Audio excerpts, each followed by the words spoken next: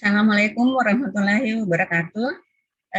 Alhamdulillah pada kesempatan hari ini yang merupakan kuliah perdana kita untuk mata kuliah mikrocontroller.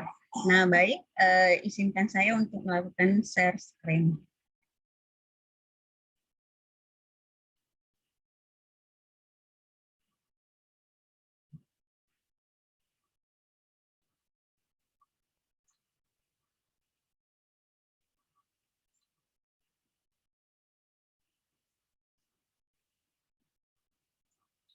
Ya, untuk mata kuliah kita mikrocontroller. Nah, sebelumnya mungkin sudah banyak yang mengenal Ibu ya di mata kuliah sebelum-sebelumnya yang kalian programkan di beberapa semester sebelumnya. Nah, tapi tidak ada salahnya. Mungkin kalau dari sekadar nama, kalian sudah mengenali Ibu ya secara lebih banyak. Nah, tapi mungkin dari segi yang lainnya, mungkin itu masih ada kurang. Nah, mungkin tidak ada salahnya kita berkenalan dulu. Nah, ya. Nama saya Indo Intan ya. Kemudian asal yaitu dari Kabupaten Wajo.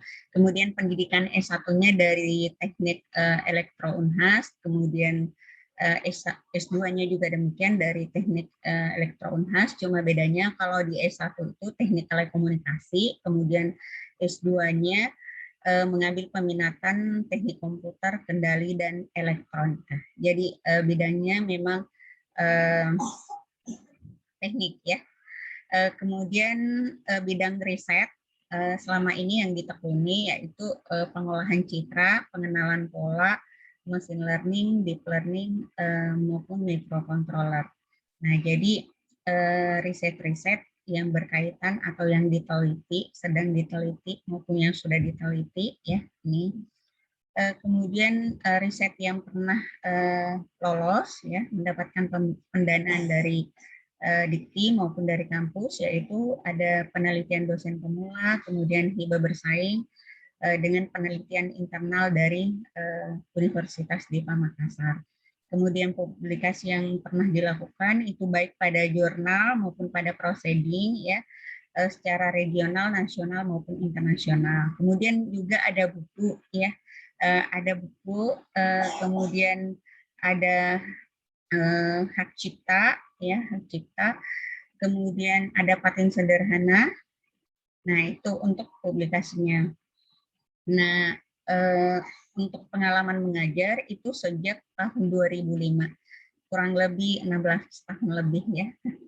Jadi sudah tua di Universitas IPA Makassar. Lanjut, ini merupakan mata kuliah mikrocontroller. Nah, kita tahu bahwa mikrocontroller itu merupakan satu perangkat yang digunakan untuk mengendalikan ya apa saja yang kemudian dikendalikan, mengendalikan sesuatu yang sifatnya secara otomatis. Nah, apa urgensi mata kuliah ini kalau kita hubungkan dengan kehidupan kita sekarang? Yaitu yang pertama, sebagai mata kuliah bagian dari sistem cerdas yang bersimbiosis mutualisme ya dengan Internet of Things. Kita tahu bahwa sekarang ini Internet of Things itu menjadi pembicaraan yang luar biasa, yang lagi booming ya. Nah, sehingga kalau misalkan dengan belajar mikrocontroller ini berarti kita sudah memiliki fondasi ya, fondasi nanti bisa kita tindak lanjuti dengan mengembangkan aplikasi-aplikasi atau penerapan-penerapan yang sifatnya mulai dari yang sederhana sampai pada yang skala besar, mulai dari tahap prototype sampai pada penerapan ya, hubungannya dengan Internet of Things. Dalam hal ini bagaimana satu sensor itu kemudian mendeteksi dikendalikan oleh mikrocontroller, kemudian media yang digunakan itu misalkan menggunakan internet. Jadi pengontrolannya bisa dilakukan secara jarak jauh, bisa menggunakan smartphone, sistem mobile ya maupun web. Kemudian yang kedua adalah dasar bagi pemudahan pengendalian berbasiskan mobile dan internet ya. Jadi itu tadi ya, bahwa sebenarnya mikrocontroller ini merupakan dasarnya. Internet of Things akan susah kita memahami bagaimana implementasinya, bagaimana penerapannya ketika kita tidak memahami microcontroller. Karena dari microcontroller itu ada proses ya, proses kemudian penangkapan dari objek atau data apa yang kemudian akan kita ambil, akan kita kendalikan, datanya tersampel, terambil, nah kemudian kirimkan ke microcontroller, microcontroller kemudian melakukan pengendalian dan dia kendalikan pada outputnya. Outputnya berupa apa? Apakah berupa gerakan ataukah misalkan berupa aksi yang bagaimana ya. Nah, itu bergantung dari apa yang dikendalikan dan kemudian aktuator apa yang bermain di situ. Nah, itu ya, dan media yang digunakan dalam hal ini pada penerapan kehidupan sekarang itu adalah mobile dan internet. Nah, kemudian selanjutnya adalah menguatkan penguasaan pengontrolan baik tanpa internet maupun berbasis IoT, Internet of Things. Jadi semakin menguatkan ya bagaimana sistem pengontrolan itu, apakah dia secara offline ataukah misalkan secara online. Kita lebih bisa memahaminya sehingga nanti ketika banyak kasus mungkin di lapangan yang kita menghadapinya, ada beberapa kasus. Nah, kita bisa melakukan konfigurasi sensor, kemudian konfigurasi microcontroller malah, kemudian konfigurasi jaringan apa yang digunakan untuk menangkap ya atau dilewatkan data pada sensor ini atau antara microcontroller dengan outputnya. Nah, tujuan perkuliahan di sini yang pertama adalah untuk beribadah kepada Allah Pencipta. Kenapa hal ini penting? Karena hal inilah yang senantiasa mengendalikan ya langkah kita. Kita tahu kita hanya sebagai manusia biasa. Ya, tentu saja kita memiliki banyak keterbatasan, banyak kekurangan. Dengan bimbingan dari Allah sebagai pencipta dalam hal ini, nah itu akan senantiasa menggiring kita ke jalan yang lurus selama kita pun juga menjadikan dia sebagai pembimbing kita, ya senantiasa kita meminta pertolongan, bertawakal kepadanya. Nah, sehingga ketika misalkan nanti dalam proses perkuliahan itu ada kendala, kita menyelesaikannya di jalan yang benar. Kemudian kita menjalani prosesnya juga di jalan yang benar, seperti itu. Kemudian yang kedua, untuk memperoleh ilmu sebagai amal jariah. Nah, ini penting karena kita tahu yang namanya ilmu tidak hanya sekadar bahwa di akhir perkuliahan itu kita mendapatkan nilai A, B, C, D, kemudian tertulis misalkan di transkrip nilai kita, tapi kita juga perlu mendapatkan sesuatu yang sifatnya itu abstrak ya, dalam artian tidak kita lihat pada saat itu. Jadi ilmu yang kita berikan, ketika misalkan ibu memberikan ilmu kepada kalian, terus kalian terapkan, nah paling tidak itu sudah dinikmati ya, kalian nikmati, orang lain nikmati, ilmu yang kalian tularkan ke orang lain itu semakin menjejaring. Menjejaringnya itu berarti semakin banyak manfaat yang kemudian dituai. Nah itu menjadi jariah. Nah, kemudian yang ketiga, untuk memperoleh nilai transkrip ataupun ijazah. Nah, ini hanya ini yang kemudian jadi fokus bagi kita ya, bahwa kalau misalkan kita kuliah itu untuk mendapatkan A, B, C, atau kalau paling banter jeleknya itu DE. Nah, itu hanya sekadar itu, atau mendapatkan gelar sarjana komputer misalkan. Nah, tapi kemudian kalau hanya ini yang dijadikan tujuan, akhirnya nanti kadang kita gelap mata ya, mau yang benar mau yang salah kita cambuk saja sedemikian. Nah, sehingga memang kita harus memiliki rel untuk sampai tujuan tadi, supaya nanti jalan berliku yang nantinya kita lewati itu bisa mengantarkan kita pada tujuan yang benar, insya Allah. Berikutnya mekanisme perkuliahan. Yang pertama, mengkristalkan niat dan tekad ya serta tawakal. Jadi niat kita dan tekad kita itu kita tawakal sepenuhnya bahwa apapun yang kita jalani dalam proses perkuliahan ini, insya Allah semuanya itu kita sudah meminta yang di atas sana itu sebagai penolong kita, sebagai pelindung kita. Nah, sehingga kita bergerak sesuai dengan target tujuan yang sudah kita capai, yang sudah kita tentukan. Nah, itu betul-betul senantiasa berharap kepada dia menjadi penolong kita dan pemberi kita petunjuk. Nah, itu. Nah, terus yang kedua, persiapkan fisik dan mental. Penting, fisik dan mental.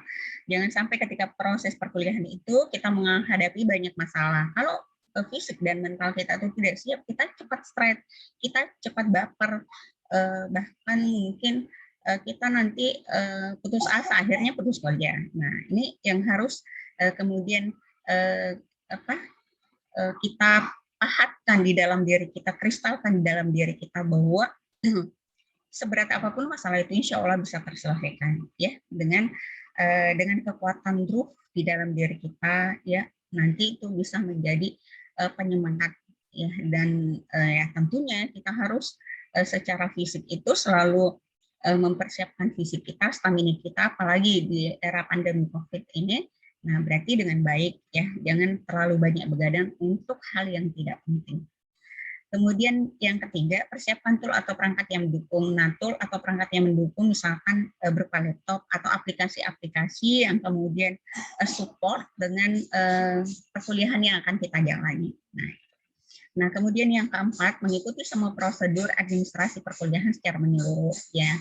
Jadi kalau misalkan masih ada yang belum mendaftar di Siaka, nah itu silahkan selesaikan dulu pendaftarannya. Kemudian masih ada yang belum bergabung di grup, silahkan bergabung di grup. Masih ada yang belum masuk di classroom, nah silahkan penuhi ketentuan masuk di classroomnya seperti apa. Masih ada yang belum presensi, nah silahkan presensi ya, dipenuhi semua syarat-syarat administrasinya supaya nanti proses perkuliahan itu bisa berjalan dengan lancar. Kita pun bisa mengevaluasi apa-apa yang kurang dan kemudian bisa memperbaikinya. Ya. Berikutnya, membangun komunikasi dan relasi dengan teman, dosen, dan semua orang. Nah, ini penting bahwa ketika misalkan kita kuliah, kita tidak sendiri kan, meskipun mungkin kita memiliki tujuan masing-masing, memiliki target masing-masing, akan tapi jangan lupa bahwa kita itu adalah makhluk sosial yang membutuhkan bantuan orang lain. Tanpa bantuan orang lain, tidak mungkin kita bisa berjalan sendiri. Nah, pasti kita akan mengalami kendala. Nah, sehingga kita harus berempati sama orang lain. Ketika misalkan memang teman kita itu bisa ya kita bantu, dia kurang ngerti, nah kita bantu dia ngerti gimana caranya ini, gimana caranya ngupload ini, gimana sih maksudnya ini, bisa nggak dibantu? Ya silahkan dibantu. Nah, satunya pun ya harus sama-sama ya, kontribusi apa yang bisa saya berikan untuk teman saya, apa yang bisa dia berikan, saling memberi dan menerima, take and give. Kemudian demikian juga dengan dosennya ya. Ketika misalkan ada tugas yang diberikan oleh dosen, kalau ada yang kurang dimengerti silahkan dijelaskan. Jangan lantas kemudian membangun satu komunikasi nggak sehat di luar sana nyebarin gosip, ya gosipnya A, B, C, dan seterusnya. Padahal setelah dikonfirmasi dengan dosen yang bersangkutan nggak seperti itu maksudnya. Nah, sehingga dalam hal ini komunikasi yang positif memang harus dibangun antara dosen dengan mahasiswa, mahasiswa dengan mahasiswa yang lain, dan demikian juga terhadap masyarakat ataupun orang tuanya. Ya. Kemudian yang terakhir berkonsultasi jika menghadapi masalah. Nah, masalah itu tidak bisa terlepas ya dari ranah kehidupan kita. Nah, sehingga dengan jalan konsultasi paling tidak itu akan meringankan beban yang mungkin kita tanggung. Nah, kontrak perkuliahan yang pertama mengikuti perkuliahan minimal 80% ya. Minimal 80%. Kalaupun misalkan ada di antara Anda tidak sampai 80% bisa mengikutinya, nah, paling tidak kalian bisa mengetahui tugas apa yang diberikan, ya rajin mengecek di form tugasnya apa yang diberikan sehingga segera untuk teruskan tugas tersebut. Karena lebih fleksibel sebenarnya sih, kita nggak harus hadir, tapi ada video pembelajaran. Nah, dari video pembelajaran itulah yang kemudian kita bisa pahami, kemudian kerjakan tugasnya, terus kirimkannya, udah selesai. Nah, tinggal kalau misalkan nantinya ada tugas, ada ujian, nah tinggal kita dapat informasinya, ya. Kemudian mengikuti ujian, akses internet berupa ini sudah tadi ya, kemudian memiliki perangkat laptop. Nah, kalau di sini kita belajar microcontroller, berarti harus menyiapkan laptopnya, kemudian harus menyiapkan Arduino dengan Proteusnya, supaya nanti kita tidak hanya berteori doang, tapi kemudian kita bisa mengejawantahkan ya, mewujudkan dalam bentuk simulasi bagaimana sih yang dimaksud, misalkan sensor ini ngaruhnya ke microcontroller, terus outputnya seperti ini, apa efeknya kalau misalkan nilainya ini bertambah, nilainya ini berkurang. Nah, itu mungkin. Nah, terus berikutnya ketentuan presensi. Nah, jadi nanti presensi akan diverifikasi oleh dosen ya atau mahasiswa bergantung arahannya. Jadi ada 2 absen nanti yang disediakan. Absen yang pertama itu diberikan kepada mahasiswa dan kemudian mahasiswa yang mengisinya secara langsung. Ada juga yang kemudian dosennya yang harus mengisi ya, yang menyebut nama mahasiswa yang bersangkutan atau verifikasi dan mencocokkan apakah dia hadir di dalam forum ataukah tidak. Nah, itu jadi ada 2 tipe absen nanti, dan nanti akan diarahkan apakah akan diabsen secara langsung ataukah langsung diakses ke form presensinya saja. Semuanya ada arahan dari dosen atau dari ibu dalam hal ini. Kemudian yang kedua, aktivitas presensi akan berlangsung di konsum atau meet. Nah, ini nanti ya bergantung. Kemudian yang ketiga, jadwal mengisi daftar presensi menyesuaikan dengan jadwal mata kuliah. Jadi kalau misalkan mata kuliahnya itu jam 9.20 sampai jam 11, nah berarti diisi seputaran jam itu, jangan di luarnya atau jangan terlalu cepat. Ada yang malah mengisi biasa jam 5 subuh sudah mengisi. Nah, setelahnya enggak lagi ya, harus sesuai dengan jadwal mata kuliah kalian. Kemudian ketentuan tugas yang pertama dikirimkan ke di classroom, bukan ke Telegram atau WA atau email ya. Jadi bukan ke Telegramnya, bukan di grup, karena kalau ke Telegram, WA atau email itu tidak ada database-nya nanti. Nah, kalau di Classroom itu sudah ada, jadi nanti akan terkirim datanya, kemudian kami pun bisa mengolah nilai tersebut dalam bentuk angka ya. Kemudian yang kedua, akun Classroom dan meeting harus sesuai dengan nama pertama, dengan nama kedua itu sesuai dengan nama lengkap. Jangan membuat nama-nama yang sembarang-sembarang, nama-nama avatar atau yang lain-lainnya yang kemudian tidak mengidentifikasi secara langsung ya kepada nama lengkap kalian. Kemudian yang ketiga, disetorkan dengan menyetorkan sampul secara lengkap. Ada logo kampusnya, kemudian ada ID dari mahasiswa yang bersangkutan. Kemudian dikumpulkan tepat waktu ya, dan jangan mengirimkan tugas forward dari mahasiswa yang lainnya. Maksudnya tugas mahasiswa yang lain di forward lagi ke temannya, kemudian disetorkan di tugasnya. Nah, setelah punya usut diperiksa kok bukan namanya. Nah, ini makanya perlu diperiksa kembali ya. Ananda juga ketika mengupload tugas diperbaiki file apa yang diupload itu, karena biasa ada yang nanti belakangan kemudian protes, Bu maaf saya salah kumpul file dan seterusnya. Nah, untuk mencegah hal demikian terjadi, nah berarti kalian harus teliti pada saat proses upload tugas. Kemudian ketentuan penilaian di sini kehadiran 10% ya, kemudian tugas 40%, ujian tengah semester 20%, dan kemudian ujian akhir semester 30%.